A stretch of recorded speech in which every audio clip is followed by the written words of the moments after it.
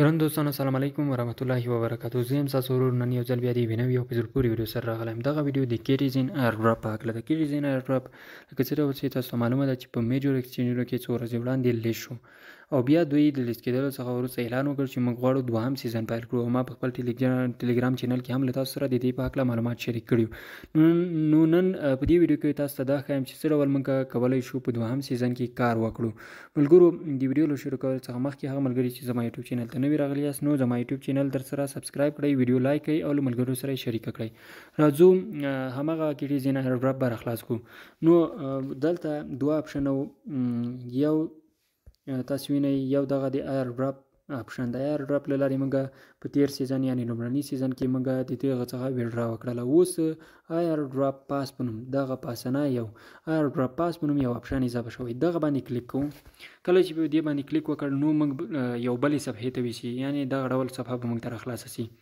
نو کله چې دغه ډول صفحه راخلاصه سي ملګرو، دلته لومړی دغه راځي، ګوره ټوټال پوینټ، مای پوینټ او بیا یې دغه د دوی ټوکنو حساب ورته کړی چې څه ډول ټوکن د دوی د چیز په اساس ورکوي. ګوره ټوټال پوینټ به راواخلو په مای پوینټ، په ټوټال پوینټ باندې باید تقسیم کړو. دلته یې دغه تاسو وینئ چې ټوټال پوینټ دی. نو دغه مای پوینټ به راواخلئ، په ټوټال پوینټ باندې باید تقسیم کړئ او بیا به یې ضرب کړئ دغه د 10 میلیونه کیټیزن ټوکنو سره، چې د هغه څخه وروسته تاسو ته معلومات کیږي چې دغو ټوکنو د دغو پوینټونو یعنې د 200 پوینټونو څخه څومره ټوکنې جوړېدلی شي. نو ملګرو، دا خو ما د کار کولو له لارې لاسته راوړي دي، څه ډول به دغه لاسته راوړو. نو راځو ټاسک برخې ته. ټاسک برخې ته چې راغلو، ګوره دلته اوس دا ټول ټاسکونه دي، دا خو ما اوس بشپړ کړي دي. یوازې دغه پاتې ډایلي پرچیز، مثال د دوی څخه په سټارونو باندې یو څه واخلم، دغه په مقابل کې دغه ماته راکوي. نو دغه ګو اپشن به وایي کومې دندې چې هغه د پیسو څخه بغیر کېږي، دغه ټولې دندې به تاسې پکې خلاصې کړئ او په پیسو په مقابل کې چې کومې دي هغه به تاسې پرېږدئ. او ګوره ملګرو، تاسو ته دغه لیول هم ښکاروي چې زه شپږم لیول کې یم په دوهم سیزن کې او 300 پوینټونو چې 210 پوینټونه نور ترلاسه کړم، نو اووم لیول ته به زما لیول تبدیل یا بدل شي.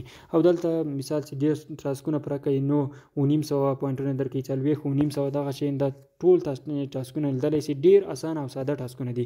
بیا چې کله دغه ټاسکونه تاسې بشپړ کړل، تاسې ته لیول چې کله بدل شي دلته به تاسو ته ریوارډ یعنې جایزه درکړي. ریوارډ به څه ډول درکړي؟ ګوره ما اوس شپږو پورې ریوارډ بشپړ کړي دي. کله چې دغه 300 ته ورسېږي اووم لیول به هم راته خلاص شي. او دلته بل پریمیم د دغه له لارې هم تاسو کولی شئ لیول زر به درکوي، خو د پیسو په مقابل کې. بای پریمیم باندې چې کله کلیک وکړئ نو تاسو ته دلته راځي چې د $42 په بدل کې به دوی ته 2000 سټار اخلئ. نو تاسو دا مه کوئ ځکه ډېرې پیسې دي. دا باید موږ فری ایرډراپ لاسته راوړو.